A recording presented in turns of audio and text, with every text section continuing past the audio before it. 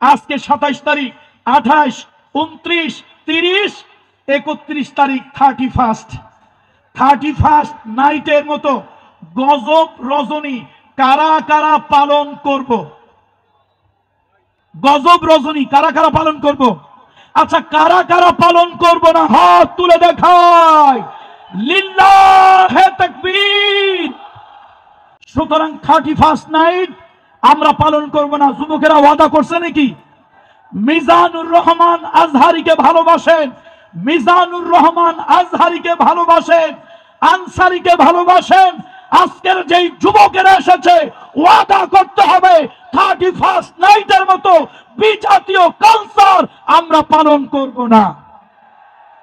আর সর্বশেষ গভর্নমেন্টের গোয়েন্দা বাহিনী যারা আছেন, সরকারের প্রশাসনের গোয়েন্দা বাহিনী যারা আছেন, তাদের কাছে আমাদের মেসেজ, সচিবালয়ে কোন মির্জাফরেরা লুকিয়ে আছে ওই মির্জাফরদেরকে খুঁজে বের করে আইনের আওতায় আনতে হবে। সব মির্জাফরগুলোরে ভারতে পাঠিয়ে দিতে হবে। পানি করে বসে পড়ুন। জি আলহামদুলিল্লাহ, আল্লাহ তাআলা 2024 সালের 36 জুলাইয়ের স্বাধীনতার পরে আল্লাহ তাআলা অনেক ভালো রেখেছেন, আলহামদুলিল্লাহ।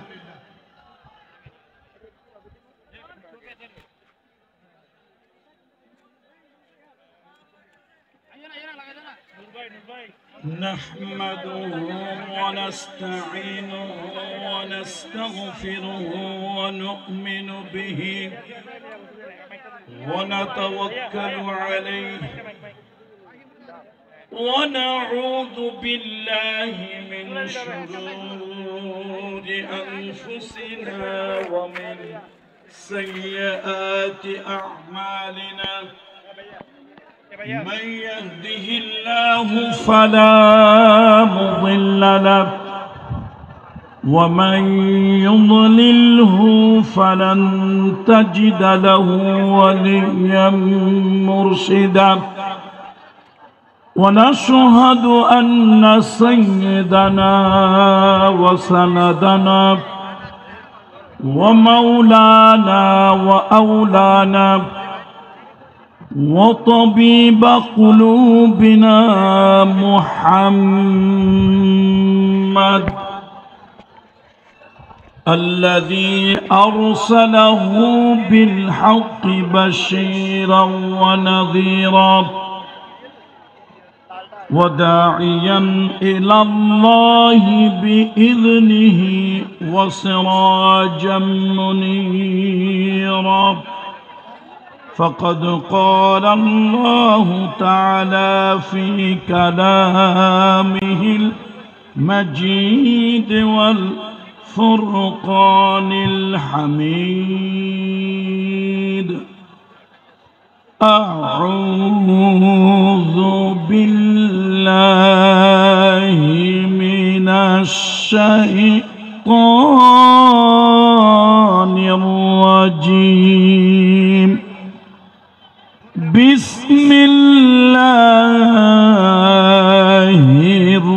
الرحمن الرحيم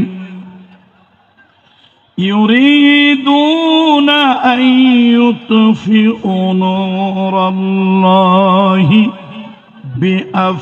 بأفواههم ويأبى الله إلا أن يتم نوره ولو كره الكافرون هو الذي أرسل رسوله بالهدى ودين الحق ليظهره على الدين كله ولو كره المشركون آمنت بالله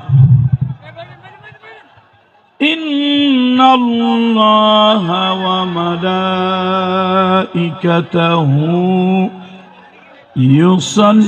يصلون على النبي يا أيها الذين آمنوا صلوا عليه وسلموا تسليما اللهم صل على محمد وعلى آل محمد كما صليت على إبراهيم وعلى آل إبراهيم إنك حميد مجيد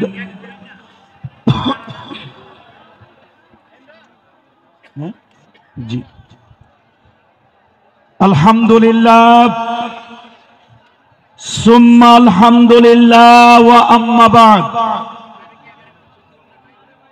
মরহুম মাওলানা শহীদুল্লাহ স্মৃতি সংসদ এবং পেকুয়া সমাজ উন্নয়ন পরিষদের যৌথ উদ্যোগে আয়োজিত মরহুম মাওলানা শহীদুল্লাহ রহমতুল্লাহ আলাইহির দ্বিতীয় ইসালে সওয়াব মাহফিল, এই অষ্টম তাফসীরুল কোরআন মাহফিলের সম্মানিত সভাপতি মহোদয় অধ্যক্ষ মাওলানা বদিউল আলম জিহাদি সাহেব হাফিজাহুল্লাহ এবং অধ্যক্ষ মাওলানা নূর আহমদ আনোয়ারি সাহেব হাফিজাহুল্লাহ, আল্লাহ তাআলা তাদের উভয়কে সম্মানিত করুন, দীর্ঘ সুস্থ নেক হায়াত দান করুন। আজকের এই ঐতিহাসিক তাফসীরুল কোরআন মাহফিলে আমার সামনে বসে থাকা দিনদার, ইমানদার, পরহেজগার মুসল্লিরা, তারুণ্যের উচ্ছ্বাস উদ্দীপনায় ভরপুর, অন্যায় এবং অসত্যের বিরুদ্ধে প্রতিবাদী কণ্ঠ, ছাত্র বন্ধুরা, কিশোর তরুণ যুবকেরা, পর্দার আড়ালের সম্মানিতা মা ও বোনেরা, আমি সকলের প্রতি সকলের খিদমতে শ্রেণী মোতাবেক শ্রদ্ধা, ভালোবাসা ও স্নেহ জ্ঞাপন করছি। আসুন আমরা সকলে রব্বে কারিমের দরবারে বিনয়ের সাথে শুকরিয়া আদায় করি। সকলে পড়ে নেই আলহামদুলিল্লাহ। আপনারা কি আমার কথা শুনতে পাচ্ছেন? আমার মনে হয় আমার বাম পাশে স্টেজের ডান পাশে যেই সকল বন্ধুরা আছেন, আমি আপনাদেরকে অনুরোধ করছি আল্লাহর হস্তে মাহফিলের শান্তি শৃঙ্খলা বজায় রাখার স্বার্থে আপনারা অনুগ্রহপূর্বক একটু শান্ত হয়ে যান প্লিজ। মিডিয়ার বন্ধুরা অনেক দূর থেকে এসেছে,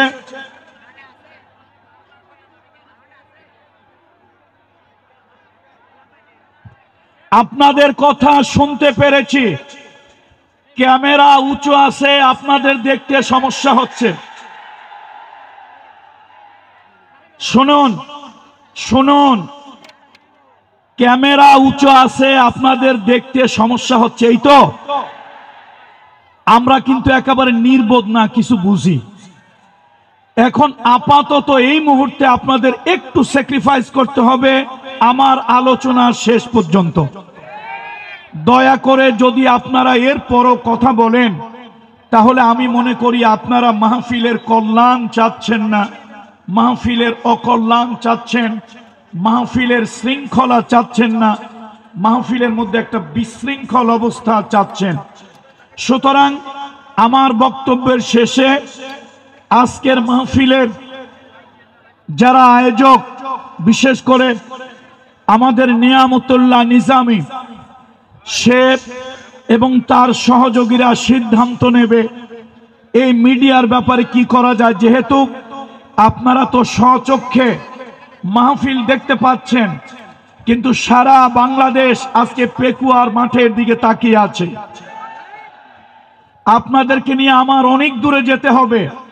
সুতরাং ছোট্ট একটা ক্যামেরার মধ্যেই যদি আপনারা আটকে থাকেন, তাহলে আপনাদেরকে নিয়ে বেশি দূর যাওয়া যাবে না।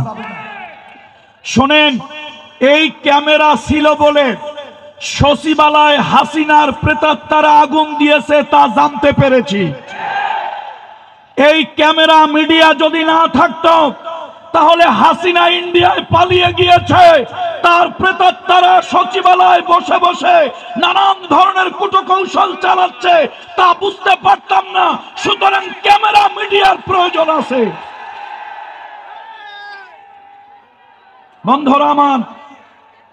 বন্ধুরা আমার, আপনারা আল্লাহর ওয়াস্তে শান্ত হয়ে যান প্লিজ। আজকের মাহফিল, আজকের এই জনসমুদ্র, আমাকে শুনতে পাচ্ছেন আপনারা? আমাকে শুনতে পাচ্ছেন? আমি আপনাদেরকে নিয়ে একটু জিহাদের মাঠে যেতে চাচ্ছি। জিহাদে যাওয়ার জন্য কারা কারা প্রস্তুত? মুজাহিদেরা হাত তুলে রাখি। লিল্লাহে তাকবীর, লিল্লাহে তাকবীর। কোরআন সুন্নাহর আলো, কোরআন সুন্নাহর আলো। আপনাদেরকে নিয়ে জিহাদের ময়দানে যেতে হবে। সুতরাং আল্লাহর হস্তে আপনারা keep silent please, keep silent please. আমি সকলকে অনুরোধ করছি, আল্লাহর হস্তে মেহেরবানি করে আপনারা একটু শান্ত থাকুন। জাতির উদ্দেশ্যে আমার কিছু মেসেজ। বন্ধুরা আমার, আমরা 1947 সালে দ্বিজাতি তত্ত্বের ভিত্তিতে স্বাধীনতা লাভ করেছিলাম, কিন্তু আমাদের সেই স্বাধীনতার ভিতরে ষড়যন্ত্র ছিল। ষড়যন্ত্র কেমন?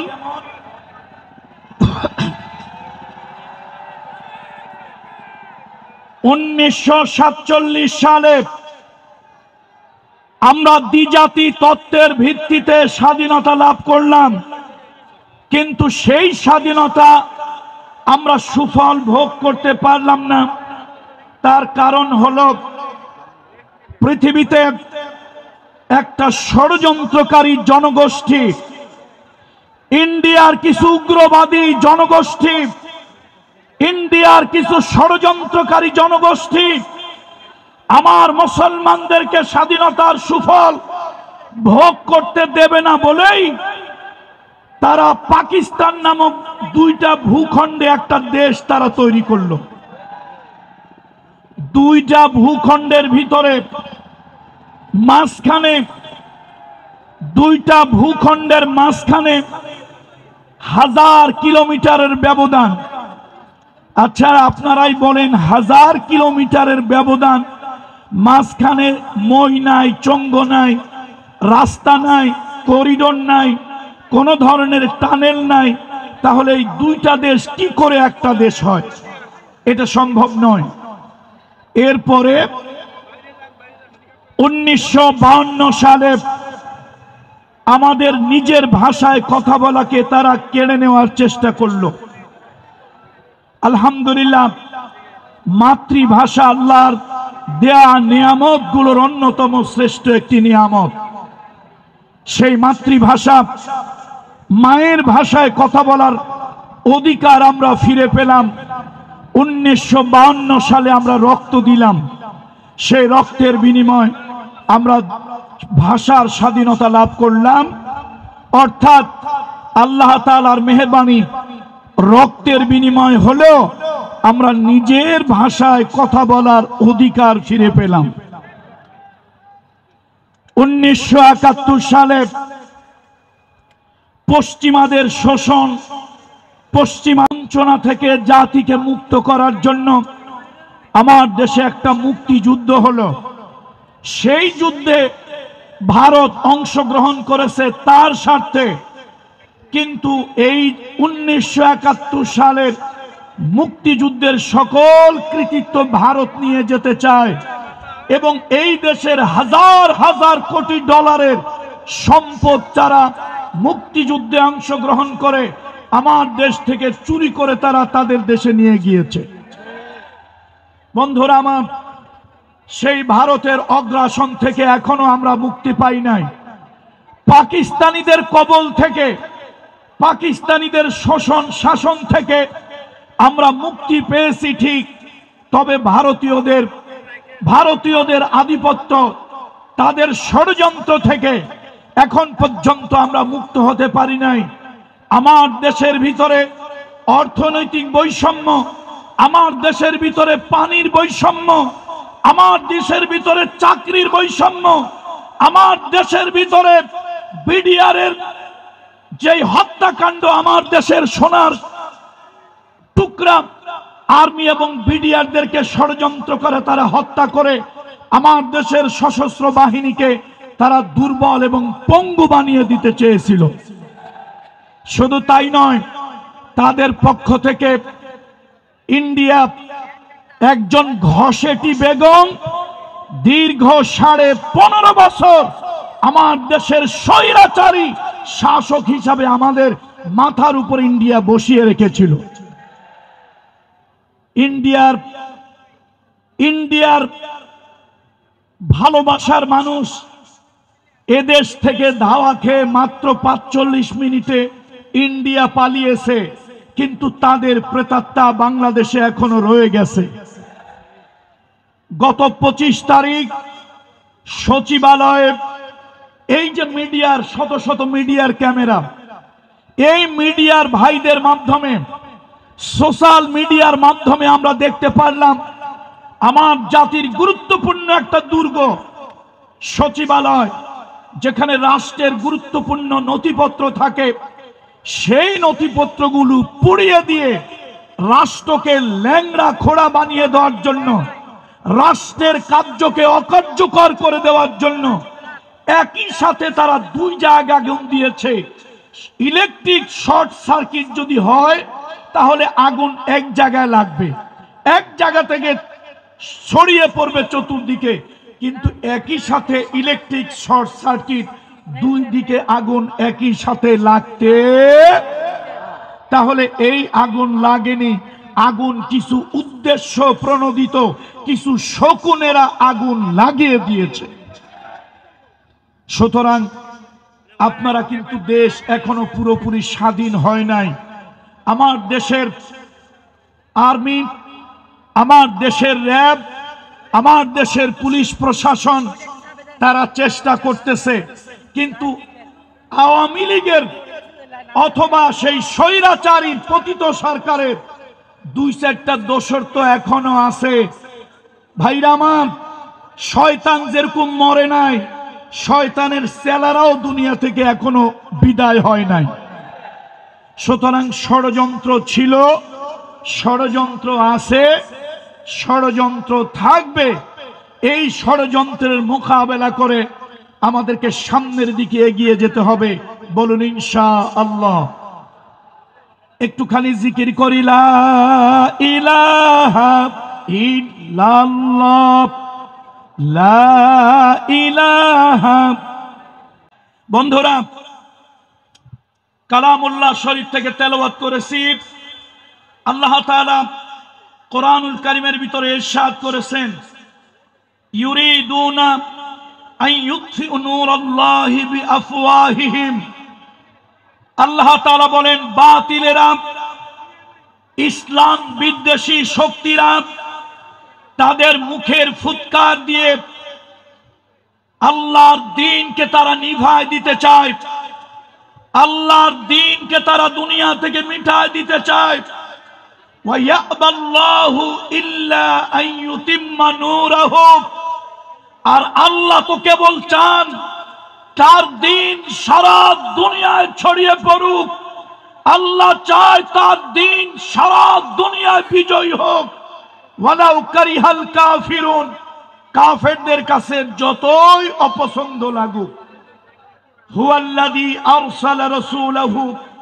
আল্লাহ তাআলা তিনি তার রাসূলকে প্রেরণ করেছেন বিল হুদা, সত্য হেদায়েত দিয়ে, অদীনিল হক, সত্য ধর্ম সহকারে লিউজহিরাহু আলা দ্বীন কুল্লি, এই দুনিয়ায় যত বাদ মতবাদ আছে সব বাদ মতবাদের উপরে দ্বীনকে বিজয় করার জন্য আল্লাহ তাআলা সত্য দাওয়াত, সত্য ধর্ম দিয়ে, সত্য দাওয়াত দিয়ে রাসূল সাল্লাল্লাহু আলাইহি ওয়াসাল্লামকে আল্লাহ তাআলা পাঠিয়েছেন।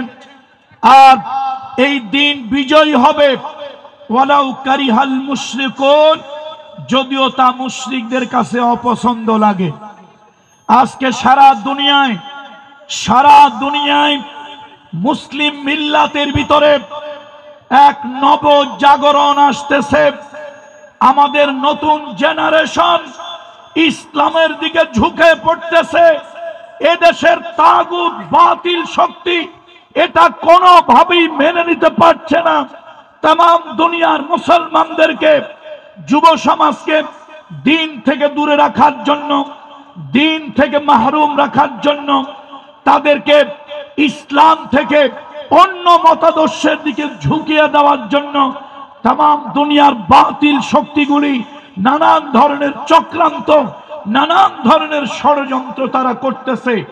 এই ষড়যন্ত্রের মোকাবেলায়, এই চক্রান্তের মোকাবেলায় আমাদেরকে দিন ইসলামকে বিজয়ী করতেই হবে। কথা ঠিক কিনা বলুন? দিন ইসলামের বিজয় আমরা কারা কারা চাই? আবেগ দিয়ে কি দিন ইসলামের বিজয় হবে? আবেগ দিয়ে নয়, বিবেক দিয়ে কাজ করতে হবে। বাতিলের মোকাবেলায় মুসলমানদের শক্ত দুর্গ গড়ে তুলতে হবে, তাহলেই আল্লাহর দ্বীনকে এই দুনিয়ার ভিতরে বিজয় করা সম্ভব হবে। পৃথিবীতে যত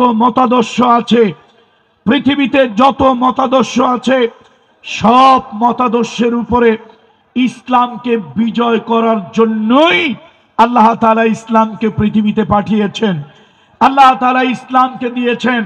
দুনিয়ার রাসূলুল্লাহ সাল্লাল্লাহু আলাইহি ওয়াসাল্লামকে দ্বীন ইসলাম দিয়েছেন সকল মতবাদ, সকল মতাদর্শের উপরে বিজয় করানোর জন্য। দুর্ভাগ্য, খোলাফায়ে রাশেদার পরে সারা দুনিয়ায় মুসলমানদের শাসন ব্যবস্থা যেখানে ছিল সেটাও বাতিলেরা বিতর্কিত করার চেষ্টা করেছে, এবং এর ফলশ্রুতিতে ওসমানী খেলাফতের মাধ্যমে সারা দুনিয়ায় মুসলিম খেলাফতের বিলুপ্ত হয়েছে। আবার নতুন করে সময় এসেছে, আমরা স্বপ্ন দেখতেছি সালাউদ্দিন আইয়ুবী আমাদের ভিতরে আবার আসুক, তিতুমির আবার আসুক, হাজী শরিয়াতুল্লাহ আসুক, হাজী ইমদাদুল্লাহ মুহাজির মক্কি আসুক, শাহ ওয়ালিউল্লাহ মুহাদ্দিস দেহলভী আবার আমাদের ভিতরে আসুক। একটা নব জাগরণ তৈরি হোক। সারা দুনিয়া, আগামীর দুনিয়া যেন ইসলামের দুনিয়া হয়। আমরা যেন তার মুজাহিদ হিসাবে, সৈনিক হিসাবে যেন কাজ করতে পারি। বন্ধুরা আমার, যদি আমাদেরকে ইসলাম বিজয়ী করতে হয় তাহলে ভূমিকা যুবকদেরকে নিতে হবে। ভূমিকা কাদেরকে নিতে হবে? জোরে বলেন, ভূমিকা কাদেরকে নিতে হবে? যুব সমাজকে ভূমিকা নিতে হবে। আজকে জনসমুদ্রের দিকে তাকায় দেখেন, বুড়া মানুষ বেশি না জুয়ান মানুষ বেশি? যুবক মানুষেরা বেশি। আমাদের দরকার 2024 সালের 36 জুলাই, দ্যাট মিন্স 5ই আগস্ট, জাতির প্রেক্ষাপট পরিবর্তন কারা করেছে? বুড়া মানুষ না যুবকেরা? দেখেন না, বড় বড় দলগুলি তারা দীর্ঘদিন চেষ্টা করেও কিছু পারে নাই। শেষ পর্যন্ত এই গুড়া ফোলাফাইন। কারা বলেন তো? কারা এই গুড়া ফোলাফাইন? এই গুড়া ফোলাফাইন দিয়ে আল্লাহ তাআলা জাতিকে একটা বিজয় দিয়ে দিল। এখন এই বিজয়টাকে ইসলামের দিকে নিতে হবে। আমি জানি এদেশের বামপন্থী, রামপন্থীরা, এদেশের মুসলমানের ঘরে কিছু কুলাঙ্গার সন্তান আছে যারা অন্যান্য মতবাদ সহ্য করতে পারে কিন্তু ইসলাম সহ্য করতে পারে না। এই মুসলমানের ঘরের কুলাঙ্গার গুলোর কারণে আজকে ইসলাম পৃথিবীতে বিজয় হতে পারছে না। ইসলাম প্রতিষ্ঠা হওয়ার জন্য অমুসলিমেরা বড় বাধা নয়। ইসলাম প্রতিষ্ঠার জন্য মুসলমানের ঘরের কিছু সন্তান হচ্ছে সব থেকে বড় বাধা, বড় প্রতিকূলতা। সুতরাং আজকে এই মাহফিল থেকে, আজকের এই মাহফিলে যেন শোডাউন না হয়, আজকের মাহফিল যেন শুধু শোডাউন না হয়, আজকের মাহফিল যেন একটা মেসেজ, একটা বার্তা নিয়ে যেন যার যার বাড়ি ফিরে যায়। আমরা প্রত্যেকে নিজের অঙ্গনে দায়িত্বশীল। আলা কুল্লুকুম রাইন, আলা কুল্লুকুম রাইন ওয়া কুল্লুকুম মাসউলুন আন রাইয়াতিহি। তোমরা প্রত্যেকেই নিজ নিজ জায়গায় একজন দায়িত্বশীল, একজন অভিভাবক। প্রত্যেকের নিজ নিজ জায়গার অভিভাবকত্ব সম্পর্কে আল্লাহ সুবহানাহু ওয়া তাআলা কিয়ামতের আদালতে, আল্লাহর আদালতে, কিয়ামতের ময়দানে আল্লাহ তাআলা জিজ্ঞেস করবেন।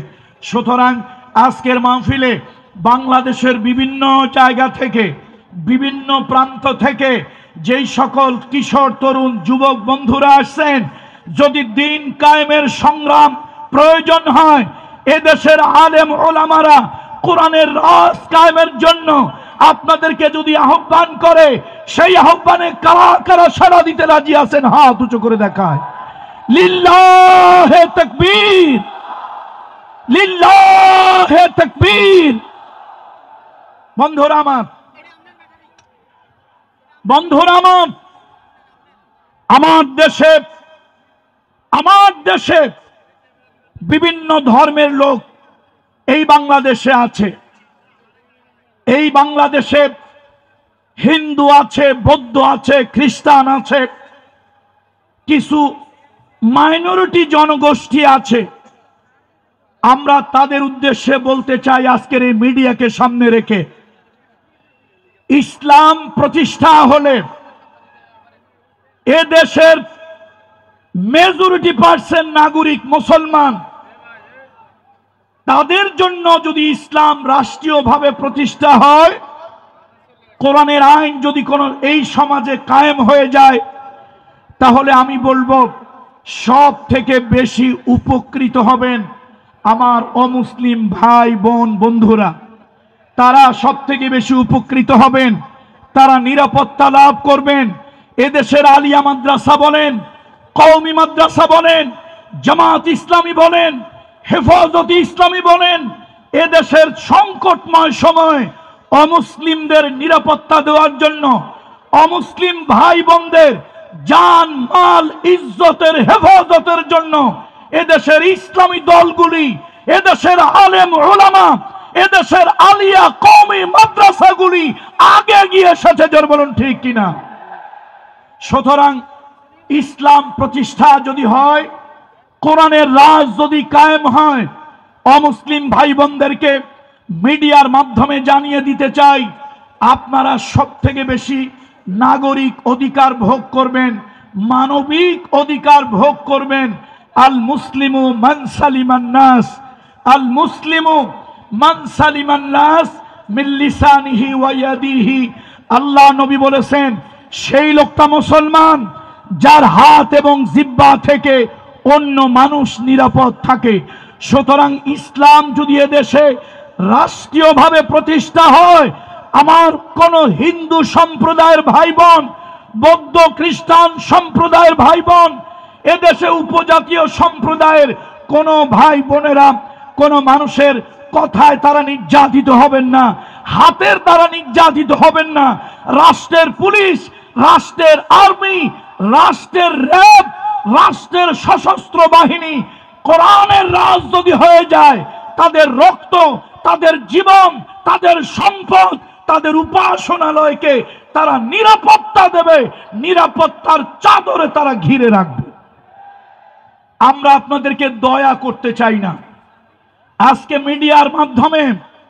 মিডিয়ার মাধ্যমে বাংলাদেশের নাগরিক সকল অমুসলিম ভাই বোনদেরকে বলি, আমরা আপনাদের উপরে দয়া, অনুগ্রহ, করুণা করতে চাই না। আমরা যেরকম দেশের নাগরিক, আপনারাও এদেশের নাগরিক, আপনারা আপনাদের নাগরিক অধিকার ভোগ করবেন। আমার যেরকম নাগরিক অধিকার আছে আপনাদের ওইরকম নাগরিক অধিকার আছে, আপনারা সে নাগরিক অধিকার ভোগ করবেন।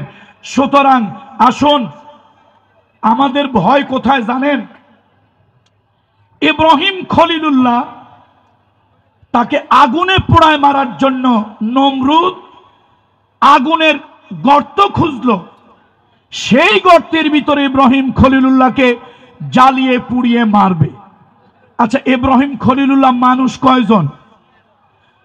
পুরো জনতা বলেন মানুষ কয়জন? একজন। ইব্রাহিম খলিলুল্লাহকে আগুনে পোড়াইতে বেশি আগুনের দরকার হয় না, কিন্তু বেওকুফ নমরুদ, নির্বোধ নমরুদ, একটা অথর্ব রাষ্ট্রনায়ক নমরুদ, সে এত আগুন জ্বালিয়েছে, হাজার ইব্রাহিমকে পোড়ানো যায় এত আগুন জ্বালিয়েছে। আগুনের তীব্রতায় কয়েক কিলোমিটার এরিয়ার ভিতরে সব ঝলসে গেছে। আগুন যখন দাউ দাউ করে জ্বলছে, তাফসীরের ভিতরে আসছে কয়েক ক্রোশ এলাকার ভিতরে আগুনের তীব্রতায় যখন প্রবেশ করা যাচ্ছে না, তখন ছোট্ট একটা প্রাণী এসে আগুনে ফু দিতেছে। তার নাম হলো লফিনী, তার নাম হলো কাকলাস, তার নাম হলো কাল্লাস, তার নাম হলো কালিশ। এই কালিশ, এই কাকলাস, এই লফিনী হাজার হাজার মানুষ পোড়ায় মারা যায়। এই তীব্র আগুনে কেউ সে ফু দিয়া আরো তীব্র বানাতে চাচ্ছে। এই লক্ষ জনতার কাছে আমার প্রশ্ন বিবেকের কাছে, আচ্ছা বলেন তো, একটা, 10টা, 1000, 1 লক্ষ, 1 কোটি কালিশ, কাকলাস, লফিনী যদি ফু দেয়, তাহলে আগুনের ছাতার মাথা কিছু টের পাবে? 1 ইঞ্চি আগুন বাড়বে? 1 জাররা আগুন বাড়বে না। কিন্তু এই লফিনী ফু দিয়েছে নমরুদের পক্ষে, ইব্রাহিম খলিলুল্লাহর বিপক্ষে, আল্লাহর পয়গম্বরের বিপক্ষে, সত্যের বিপক্ষে, আর জালিম স্বৈরাচারী নমরুদের পক্ষে। পক্ষান্তরে একটা নিরীহ একটা প্রাণী নাম হলো ব্যাঙ। এই ব্যাঙ এসে প্রস্রাব করে দিয়েছিল। আচ্ছা, আপনাদের কাছে আমার প্রশ্ন, একটা ব্যাঙের প্রস্রাব কটুক ভাই? কয় কেজি, কয় মন? একটা ব্যাঙের প্রস্রাব জাররা পরিমাণে হবে, সামান্যতম হবে। সেই 1 ফোঁটা প্রস্রাব, 1 জাররা প্রস্রাব ব্যাঙ প্রস্রাব করেছিল এই আশা, এই নিয়াত যে ইব্রাহিম খলিলুল্লাহর জন্য জ্বালানো আগুন নিভে যাক, আগুনের তীব্রতা কমে যাক। হাজার লক্ষ কোটি ব্যাঙ এক জায়গা হয়ে প্রস্রাব করলেও আগুনের কোনো আপনার উপকার হবে না, আগুন নিভবে না। কিন্তু ব্যাঙ সে ইব্রাহিম খলিলুল্লাহর পক্ষে নমরুদের বিপক্ষে ভূমিকা নিয়ে আগুনের দিকে প্রস্রাব করেছিল। আজকে দুঃখ লাগে, মুসলমানের ঘরে বিভিন্ন রাজনৈতিক দলের নামে এরকম কাল্লাসের মতো, কাকলাসের মতো, লফিনীর মতো, কালিশের মতো কিছু কুলাঙ্গার সন্তান মুসলমানের ঘরে আছে, যারা ফু দিয়া ইব্রাহিমের আগুন বাড়িয়ে দিতে চায়। জোরে বলুন ঠিক কিনা? সুতরাং দিন কায়েমের কথা যখনই আসে, কোরআনের বিধান কায়েমের কথা যখনই আসে, এ জাতিকে যখন ইসলাম বিজয়ের কথা যখনই আসে, মুসলমানের ঘরের এরকম কুলাঙ্গারেরা, 2-1টা কুলাঙ্গারেরা তখন বাধা হয়ে দাঁড়ায়, তখন তারা প্রতিবন্ধকতা হয়, তারা নানান ধরনের অজুহাত খোঁজে। এই মাঠে আমি বলেছিলাম ইমানদারের হাত কয়টা ভাই? ইমানদারের হাত কয়টা? 2টা, ডান হাত, বাম হাত। মুনাফিকের হাত হলো 3টা, ডান হাত, বাম হাত। সব কথার মাঝখানে ঢুকায় দেয় 1 হাত, তার নাম অজুহাত। সুতরাং এই সমাজে এই মুনাফিক মার্কা কিছু তথাকথিত নামধারী মুসলমান আছে।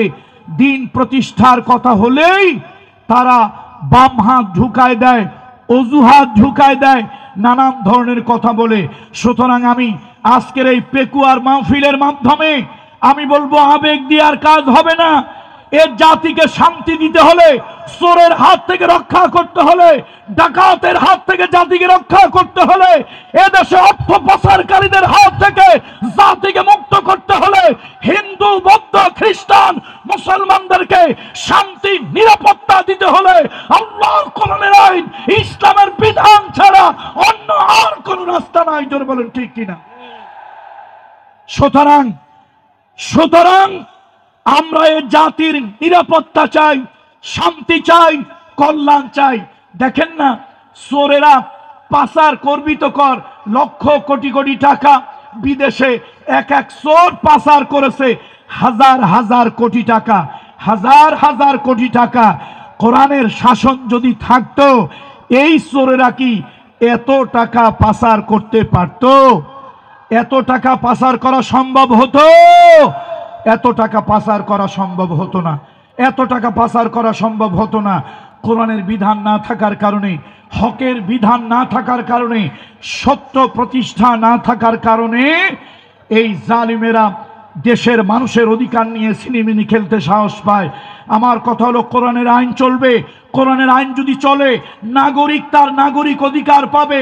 রাষ্ট্রের একজন সাধারণ গরিব হিন্দু, রাষ্ট্রের একজন সাধারণ গরিব খ্রিস্টান, রাষ্ট্রের একজন সাধারণ গরিব উপজাতি, সে তার নাগরিক অধিকার পাবে।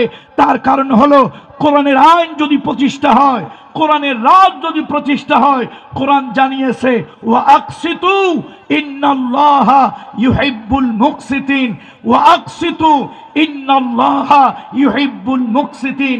সুবিচার করো, সুবিচার করো, ন্যায় বিচার করো, ইনসাফ করো। আল্লাহ তাআলা সুবিচারকে, ন্যায় বিচারকে, ইনসাফকে পছন্দ করেন। আল্লাহ তাআলা সুবিচার, নাগরিক তার নাগরিক অধিকার পাবে না যখন তার দেশের ভিতরে সুবিচার না থাকবে। বন্ধুরা আমার, দলীয়করণ, আত্মীয়করণ ইসলামে নাই। মুহাম্মদুর রাসূলুল্লাহ সাল্লাল্লাহু আলাইহি সাল্লাম মদিনায় একটা রাষ্ট্র প্রতিষ্ঠা করলেন, রাষ্ট্র প্রতিষ্ঠা করলেন। আল্লাহর হাবিবের একজন সাহাবী নবীজির কাছে এসে বলল, ইয়া রাসূলুল্লাহ, আপনি মদিনায় রাষ্ট্র, ইসলামী রাষ্ট্র প্রতিষ্ঠা করেছেন, এই রাষ্ট্রে আমাকে একটা চাকরি প্রদান করুন। আল্লাহ রসুল ফাদরাবা আলা মানকিবি, নবীজি তার ঘাড়ের উপরে থাপ্পড় মারলেন। আর নবীজি রাগ হয়ে বললেন, ইন্নাহা লা আমানাতুন, শোনো, এটা একটা আমানত। রাষ্ট্রের চাকরি, রাষ্ট্রের চাকরি, রাষ্ট্রের দায়িত্ব একটা আমানত। এই আমানত যার তার কাছে দেওয়া যায় না, যেই সেই ব্যক্তির কাছে রাষ্ট্রের আমানত দেওয়া যায় না। আজকে দুর্ভাগ্য, রাষ্ট্র যখন যারা চালান তারা দলীয়করণ, আত্মীয়করণ, স্বজন প্রীতি এমন ভাবে করে যে রাষ্ট্রের বড় বড় গুরুত্বপূর্ণ পদের ভিতরে কিছু অযোগ্য, অথর্ব, অকর্মণ্য কিছু লোকজন রাষ্ট্রের উঁচু উঁচু পদে তারা সব পদগুলি দখল করে নেয়। বন্ধুরা আমার, রাসূলুল্লাহ সাল্লাল্লাহু আলাইহি ওয়াসাল্লাম আল্লাহ নবীর কাছে, নবীজি যখন মদিনা ইসলামী স্টেট প্রতিষ্ঠা করলেন, একটা কল্যাণময় রাষ্ট্রের ভিত্তি যখন স্থাপন করলেন, তখন রাসূলুল্লাহর কাছে যেই সাহাবীরা চাকরি চেয়েছিল, আল্লাহ নবীর কাছে যারা চাকরি চেয়েছিল, রাসূলুল্লাহ তাদেরকে সবাইকে যোগ্য মনে করেন নাই, চাকরি দেন নাই। আল্লাহ নবী বলেছেন, শোনো, কিয়ামতের ময়দানে রাষ্ট্রের এই দায়িত্বটা যদি ঠিকভাবে আদায় করতে না পারো, আল্লাহর আদালতে খেয়ানতকারী হিসাবে, কিয়ামতে বিচার দিবসে খেয়ানতকারী হিসাবে উঠবে। আর রাষ্ট্রের গুরুত্বপূর্ণ দায়িত্ব পেয়ে যারা জনগণের দায়িত্ব ঠিকমতো আদায় করবে না, রাষ্ট্রের দায়িত্ব ডিউটি ঠিকমতো পালন করবে না, এই লোকগুলোকে কিয়ামতের দিন গাদ্দার বলা হবে। লিকুল্লি গাদ্দারুন লিয়াউন, প্রত্যেক গাদ্দারের জন্য একটা পতাকা থাকবে। আর এই পতাকাগুলি আমি বলি না, রহমতের নবী মুহাম্মদ রাসূলুল্লাহ বলেছেন, কিয়ামতের ময়দানে রাষ্ট্রের চাকরি করে জনগণের অধিকার যারা আদায় করবে না, বিশেষ দলীয় এজেন্ডা বাস্তবায়নের জন্য জনগণের উপরে নির্যাতনের স্টিম রুলার চালাবে, রাষ্ট্রের সম্পদ যারা তসরুপ করবে, রাষ্ট্রের সম্পদ যারা চুরি করবে, আমি বলি না, রহমতের নবীর হাদিস, কিয়ামতের দিন এদেরকে গাদ্দার বলা হবে। কি বলা হবে বলেন? বলেন কি বলা হবে? গাদ্দার বলা হবে। লিকুল্লি গাদ্দারিন লেওয়াউন, প্রত্যেক গাদ্দারের জন্য একটা পতাকা থাকবে, আর লোকেরা দাঁড়িয়ে দাঁড়িয়ে দূর থেকে বলবে হাদা গাদ্দারুন ফুলানুন, হাদা গাদ্দারুন ফুলানুন, এ হলো অমুক গাদ্দার। অমুক গাদ্দারের পতাকা। এই সব গাদ্দারগুলি, আপনি রাষ্ট্রের এমপি হন, রাষ্ট্রের মন্ত্রী হন, রাষ্ট্রের ডিসি হন, রাষ্ট্রের ওসি হন, রাষ্ট্রের এসপি হন, রাষ্ট্রের যে কোনো দায়িত্বে আপনি আসেন, সে দায়িত্ব আপনার উপরে আমানত, সে দায়িত্ব আপনার উপরে আমানত। আল্লাহ দয়া করে দিয়েছে জনগণের সেবা করার জন্য। আপনি যদি আদালতের বিচারক হন, আপনার বাহিরের চর্মচোখ অন্ধ থাকবে, আপনার অন্তরের চোখ খুব প্রখর থাকবে। সে অন্তরের দৃষ্টি দিয়ে আপনি দেখবেন, অন্তরের দৃষ্টি দিয়ে দেখে আপনি বিচার করবেন। আপনি বাহ্যিক চোখ দিয়ে দেখবেন না, কে কালো কে ফর্সা এইটা দেখবেন না, কে আপন কে পর এইটা দেখবেন না। আপনি যখন রাষ্ট্রের বিচারক হবেন, আপনার চর্মচোখ অন্ধ থাকবে, অন্তর্দৃষ্টি প্রখর থাকবে, এবং সেই অন্তর্দৃষ্টি দিয়ে দেখে এরপরে আপনি বিচার ফয়সালা করবেন। সুতরাং আসুন, আমরা একটা কল্যাণময় রাষ্ট্র চাই, আমরা একটা কল্যাণময় রাষ্ট্র চাই। এই জেনারেশন, নতুন যারা দেশ স্বাধীন করলো, তাদেরকে কি বলা হয়? তাদেরকে কি বলা হয়? জেন জি নাকি জেনারেশন জি? এই জেন জি জেড, তাদেরকে আমি বলি, আপনারা তো দেশ স্বাধীনের জন্য 1000-এর উপরে নতুন প্রজন্ম আপনারা জীবন দিয়েছেন। 1 লক্ষ যারা চোখ হারিয়েছে, পা হারিয়েছে, আহত হয়েছে, মারাত্মকভাবে আহত হয়েছে, এই জনগোষ্ঠীকে আমি বলবো, জনতাকে বলবো, দুনিয়ার জন্য আপনারা রক্ত দিলেন, জীবন দিলেন।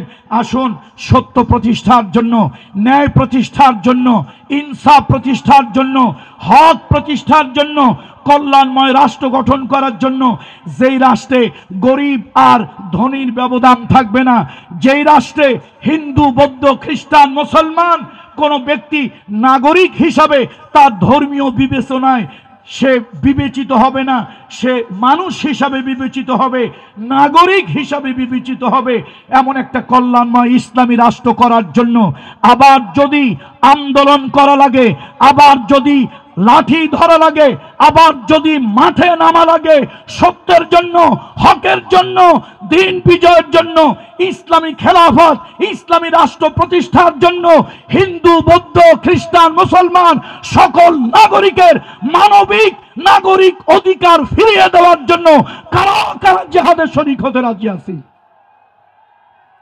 হাত উঁচু করে রাখুন, হাত উঁচু করে রাখুন,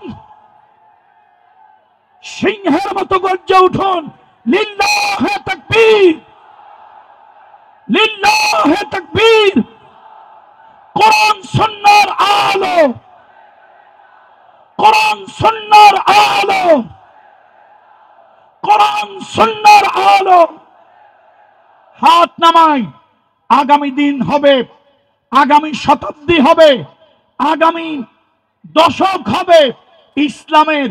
সেই প্রত্যাশায় আমরা প্রত্যেকেই দায়িত্বশীল ভূমিকা নিয়ে এই পেকুয়া থেকে আমরা বিদায় হব, পেকুয়া থেকে আমরা বিদায় হব প্রত্যেকে দায়িত্বশীল ভূমিকা নিয়ে, অর্থাৎ নিজ নিজ জায়গায় আমরা সন্ত্রাস করব না, কাউকে সন্ত্রাস করতে দেব না। আমরা মাদক গ্রহণ করব না, কাউকে মাদক গ্রহণ করতে দেব না। আমরা সাদাবাজি করব না, কাউকে সাদাবাজি করতে। এক স্বৈরাচারকে বিদায় করছি, এক স্বৈরাচারকে বিদায় করছি। এখন আবার 2-1 লোক দেশের প্রভু প্রভু ভাব দেখাইতেছে। 2-1টা লোক বিভিন্ন এলাকায় প্রভু প্রভু ভাব দেখাইতেছে। এইরকম যদি এলাকায় দেখেন, তাহলে একটা কিতাব হাদিয়া দেবেন, কিতাবটার নাম হলো কিতাবুল ফিদা। এই ঔষধের উপরে বড় ঔষধ নাই। আমরা 15 বছরের ডিক্টেটর স্বৈরাচারীকে হটিয়েছি। মামু বাড়ি দিল্লি পাঠিয়ে দিয়েছি। এই দেশে সবাই আমরা ভাই ভাই, সবাই আমরা বন্ধু, সবাই আমরা নাগরিক। কেউ যদি জাতির উপরে প্রভু প্রভু ভাব দেখায়, ওদেরকে ঠ্যাঙ্গাইয়া 15 মিনিটের ভিতরে বঙ্গোপসাগরে পাঠাবো ইনশাআল্লাহ।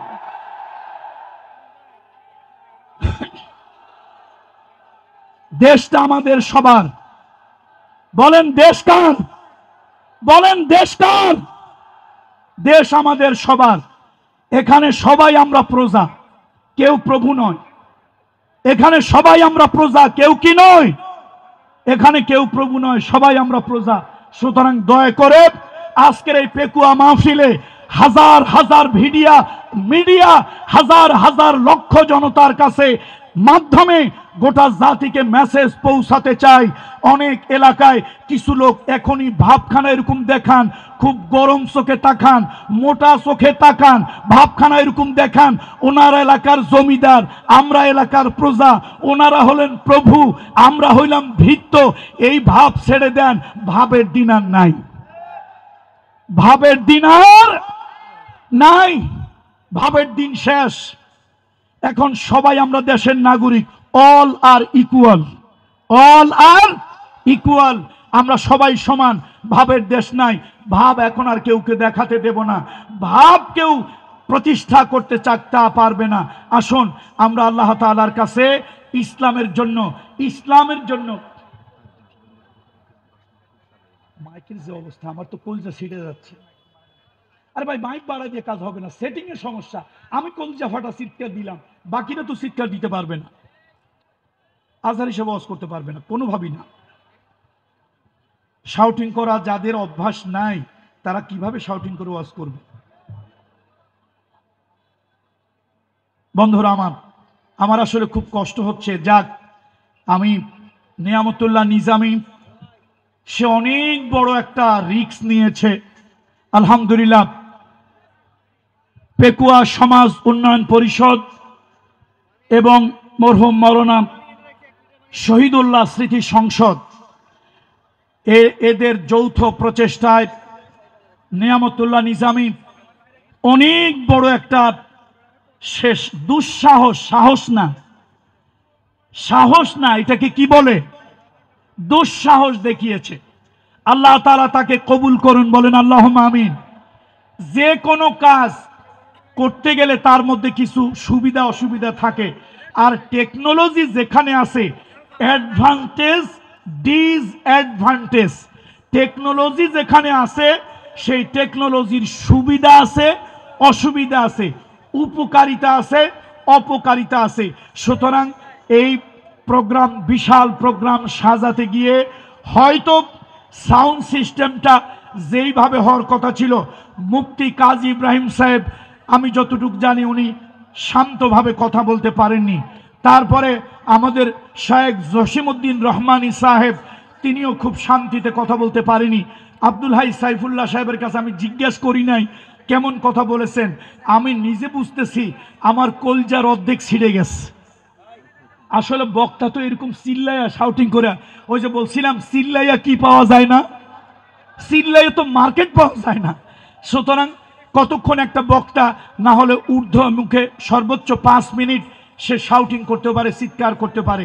তো সুতরাং আপনারা উচ্ছৃঙ্খল হবেন না, ধৈর্য ধারণ করে থাকবেন। আগামী বছর, এবছর যা হয়ে গেছে, ইল্লা মা কদ সালাফ, ইল্লা মা কদ সালাফ, আল্লাহ কয় পাশে যা গেছে গেছে, past is past, past is past, যা গেছে গেছে। আগামী বছর এই পেকুয়া সমাজ উন্নয়ন পরিষদ এবং মরহুম মাওলানা শহীদুল্লাহ স্মৃতি সংসদ আগামী বছর যদি এই জনতার মিলন মেলা তারা যদি করে, তাহলে তারা সাউন্ড সিস্টেমের ব্যাপারে আরো তারা সতর্ক হবেন। আরো দক্ষ ব্যক্তি দিয়ে, সাউন্ড ভালো, মাইক ভালো, কিন্তু সেটিংয়ের সমস্যা তাদের হয়েছে। এই সাউন্ড সিস্টেমটা যথাযথ সেটিং না হওয়ার কারণে, যার কারণে কোনো বক্তাই মনের তৃপ্তি, মানসিক শান্তি নিয়ে কেউ কথা বলতে পারছে না। আর শ্রোতারাও যদি মনের শান্তি নিয়ে কথা না শুনে, তাহলে তাদের মধ্যে কথাগুলি দিলের ভিতরে আসর হয় না, তাসির হয় না। আমরা দোয়া করব মরহুম মাওলানা শহীদুল্লাহর জন্য। তিনি ইন্তেকাল করেছেন, আল্লাহ তাআলা হঠাৎ তাকে ডেকে নিয়েছেন। একেবারে তরতাজা মানুষ, আমার সাথে আমি এসেছিলাম, আমাকে তিনি মেহমানদারি করিয়েছেন, আমার সাথে অনেক গল্প করেছেন। কিন্তু সেই তরতাজা মানুষটা হঠাৎ আল্লাহ তাআলার ইচ্ছা, ইযা জাআ আজালুহুম লা ইস্তাখিরুনা সাআতাও ওয়া লা ইস্তাকদিমুন। আল্লাহ যখন কারো মৃত্যুর জন্য সময় নির্ধারণ করে রাখে, এক মুহূর্ত আগেও হয় না, এক মুহূর্ত পরেও হয় না, এক সেকেন্ড আগেও হবে না, এক সেকেন্ড পরেও হবে না। মানুষের জীবনের একটা বাস্তব সত্য হলো কুল্লু নাফসিন যায়িকাতুল মাউত। মৃত্যু হচ্ছে মানুষের জীবনের বাস্তব সত্য, মৃত্যু হচ্ছে মানুষের জীবনের ইউনিভার্সাল ট্রুথ। এই দুনিয়ায় টাকা পয়সা, বাড়ি গাড়ি, ধন দৌলতের মালিক হওয়া, ক্ষমতার মালিক হওয়া, এটাই দুনিয়ার সফলতা নয়। আল্লাহ তাআলা বলেন ফামান যুহজিহা আনিন নার ওয়া উদখিলাল জান্নাহ ফাকাদ ফাজা ওয়া মাল হায়াতুদ দুনিয়া ইল্লা মাতাউল গুরুর। আল্লাহ তাআলা বলেন মৃত্যুর পরে কিয়ামতের দিন মানুষের ভালো মন্দের প্রতিদান দেওয়া হবে। মৃত্যুর পরে কিয়ামতের দিন মানুষের ভালো মন্দের প্রতিদান দেওয়া হবে।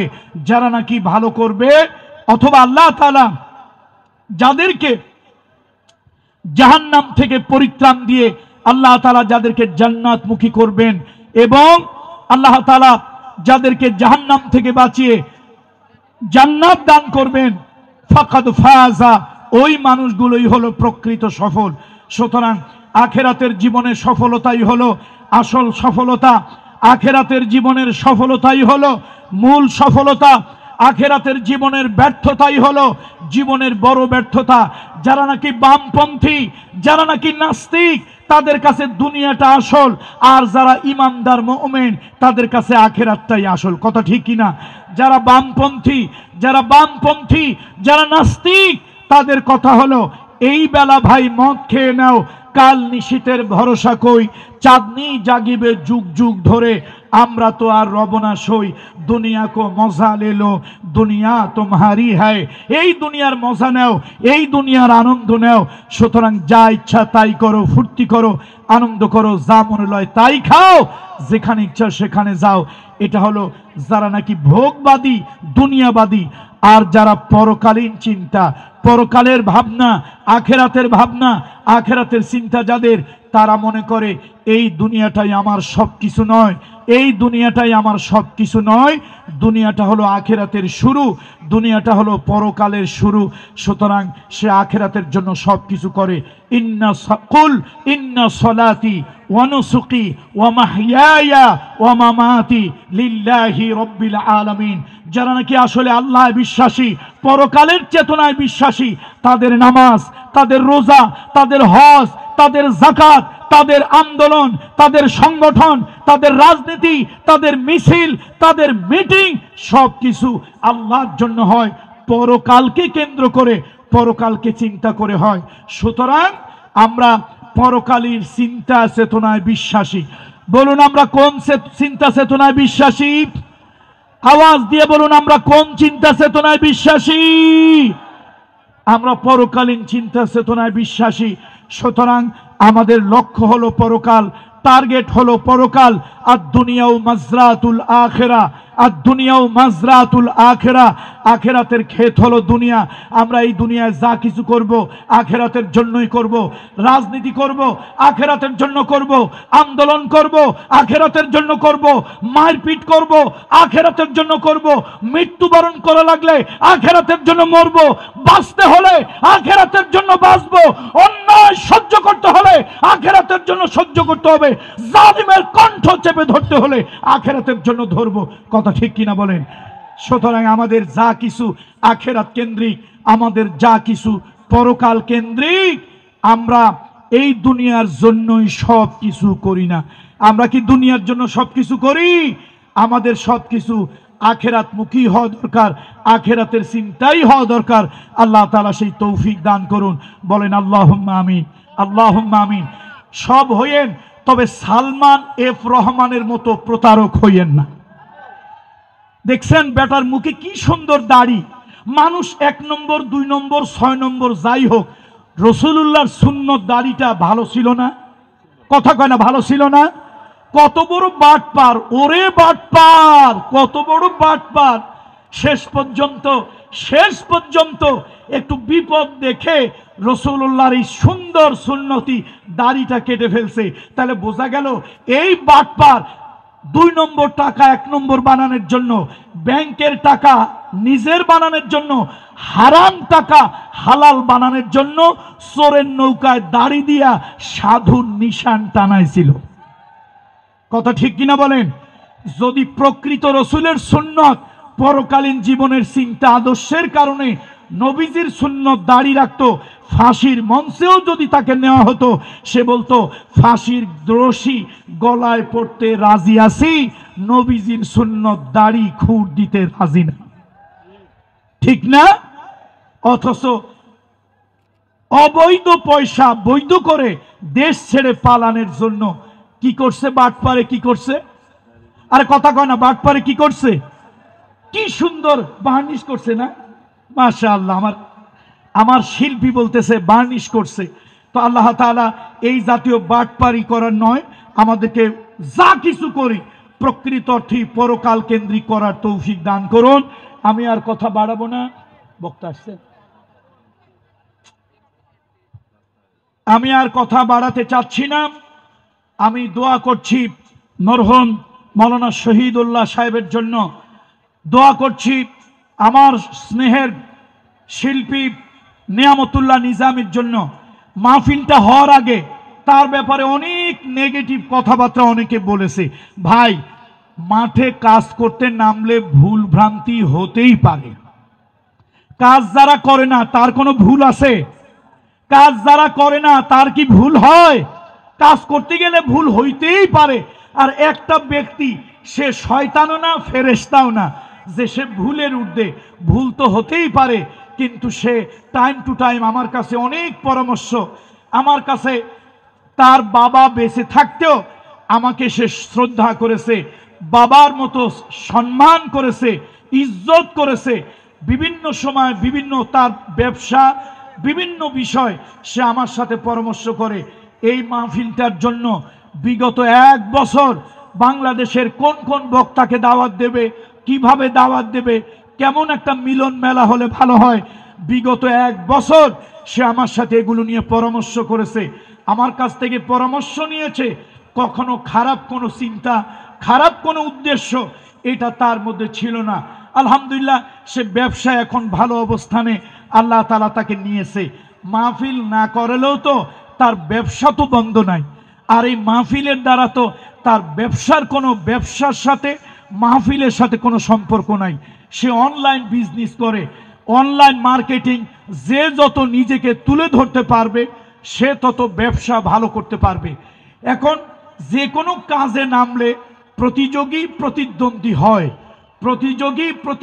হয়। এই জন্য অনেক নেগেটিভ কথাবার্তা অনেকে এই মাহফিলের ব্যাপারে বলেছে। আমি জানি না, আল্লাহ তাআলা ভালো জানেন। আল্লাহ তাআলা আলিমুল গায়ব, আলিমুম বিজাতিস সুদূর। তার মনের মধ্যে কোনো খারাপ উদ্দেশ্য আছে কিনা এটা আল্লাহ বলতে পারবে। তবে আমার সাথে বিগত 12 মাস, গত মাহফিলের পর থেকে আল্লামা মামুনুল হক সাহেবকে দাওয়াত দেওয়া, মিজানুর রহমান আজহারি সাহেবকে দাওয়াত দেওয়া, যাদেরকে দাওয়াত দেবে সকলের ব্যাপারে সে একাধিকবার, অসংখ্যবার আমার সাথে পরামর্শ করেছে, আমার সহযোগিতা চেয়েছে, আমার সাথে পরামর্শ করে এই মাহফিলটা যেন সুন্দর হয় সে ব্যাপারে সে চেষ্টা করেছে।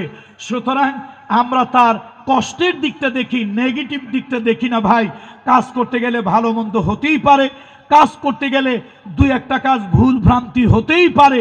সুতরাং কেউ যেন এই ভুল ভ্রান্তিগুলোকে বড় করে না দেখি, নেগেটিভ না দেখি। তার এই যে বিশাল আয়োজন সে করেছে, এটা যেন অকৃতজ্ঞতা প্রকাশ না করি, আমরা বরং কৃতজ্ঞতা প্রকাশ করি। মাল্লাম ইয়াশকুরিন নাস ফালাম ইয়াশকুরিল্লাহ। আমরা দোয়া করি, নিয়ামতুল্লাহ নিজামীর জন্য দোয়া করি, আল্লাহ তাকে আগামীতে এর থেকেও বড় পরিসরে সুন্দর পিন পত্তন নিরাপত্তায় আমরা কথা বলবো, স্বাচ্ছন্দ্যে কথা বলবো, চট্টগ্রাম সমাজ কল্যাণ পরিষদের তফসির মাহফিলের মতো 5 লক্ষ জনতা একসাথে পিনপত্তন নীরবতায় ওয়াজ শুনবে, বয়ান শুনবে, এরকম একটা পরিবেশের মাহফিল আগামী বছর যেন হয়। আমরা সেজন্য মনের থেকে, হৃদয় থেকে তার জন্য দোয়া করি, তার মরহুম পিতার জন্য দোয়া করি, তার সহযোগী যারা যারা আছেন, আমার পাশেই বসে আছেন, সহযোগীরা যারা আমার পাশে আছেন, এলাকার যারা তাকে হেল্পিং হ্যান্ড হিসাবে সার্বিক সহযোগিতা করেছে, স্বেচ্ছাসেবক, নিরাপত্তার দায়িত্বে, বিশেষ করে এবছরের প্রশাসন। অন্যান্য বছর প্রশাসনের কাছে দৌড়াইতে দৌড়াইতে জুতার তলা ক্ষয় হয়ে যায়। এবছর আর্মি প্রশাসন, র্যাব প্রশাসন, পুলিশ প্রশাসন, সিভিল প্রশাসন সহযোগিতা, ডিসিএসপি আন্তরিকতার সাথে সবাই সহযোগিতা করেছে। আপনারা খুশি না বেজার? তাহলে তাদের জন্য দোয়া করবেন কিনা? আমার জাতির গর্ব, আমার দেশের গর্ব, আমার অহংকার, যারা কোনো দলের নয়, নির্দলীয় নিরপেক্ষ, আমার জাতির অহংকার সেনাবাহিনী, সেই সেনাবাহিনী পর্যন্ত আল্লাহর কোরআনের মাহফিল জনগণ যেন নিরাপত্তায় শুনতে পারে, সেই ব্যবস্থা তারা আন্তরিকতার সাথে করেছে। বলেন আলহামদুলিল্লাহ। আমার দেশের সেনাবাহিনী, আমার দেশের র্যাব, আমার দেশের পুলিশ, আসলে তারা চেষ্টা করে, কিন্তু বিশেষ কিছু নেতা আর নেতাদের সামসা কিছু হাতা, বিশেষ কিছু নেতা আর নেতার কিছু সামসা হাতা, এই নেতা আর হাতাদের কারণে এদেশের প্রশাসনের অনেক লোকেরা ভালো মতো জাতির সেবা করতে চাইলেও তারা পারে না, তাদেরকে সেই সুযোগ দেওয়া হয় না। আগামীতে প্রশাসন দলীয়করণ হোক আমরা চাই না। আমরা চাই আমার দেশের প্রশাসন নিরপেক্ষ থাক। প্রশাসন রাষ্ট্রের হবে, প্রশাসন জনগণের হবে। ঠিক কিনা বলেন? প্রশাসন রাষ্ট্রের হবে, প্রশাসন জনতার হবে। প্রশাসন কিছু বিশেষ দলীয় হবে না, বিশেষ দলের লোকদের হবে না। আল্লাহ তাআলা এই মাহফিলটাকে কবুল করে নিন। এই মাহফিলটাকে ময়দানে মহাশরে এলাকাবাসীর নাজাতের জরিয়া বানিয়ে দিন। এবং আজকের এই সর্বশেষ আমার মেসেজ, আজকে কয় তারিখ? এই মিডিয়ার বন্ধুরা, মিডিয়ার বন্ধুরা অন্তত আমার এই কথাটুকু আপনারা প্রচার করবেন। আর কিছু প্রচার করুন বা না করুন, প্রত্যেক মিডিয়া যারা আছেন আমার ডাইন এবং বায়ে, যতগুলি চোখ আমার দিকে তাকিয়ে আছে, আজকে 27 তারিখ, 28, 29, 30, 31 তারিখ 31st নাইটের মতো গজব রজনী কারা কারা পালন করব? গজব রজনী কারা কারা পালন করব? আচ্ছা, কারা কারা পালন করব না হাত তুলে দেখায়। লিল্লাহে তাকবীর, লিল্লাহে তাকবীর। ইসলামী সংস্কৃতি, ইসলামী সংস্কৃতি, বিজাতীয় সংস্কৃতি নিপাত যাক, নিপাত যাক। বিজাতীয় সংস্কৃতি নিপাত যাক, ধ্বংস হোক। বিজাতীয় সংস্কৃতি। সুতরাং 31st নাইট আমরা পালন করব না। যুবকেরা ওয়াদা করছে নাকি? মিজানুর রহমান আজহারিকে ভালোবাসেন, মিজানুর রহমান আজহারিকে ভালোবাসেন, আনসারীকে ভালোবাসেন। আজকের যেই যুবকেরা এসেছে, ওয়াদা করতে হবে 31st নাইটের মতো বিজাতীয় কালচার আমরা পালন করব না।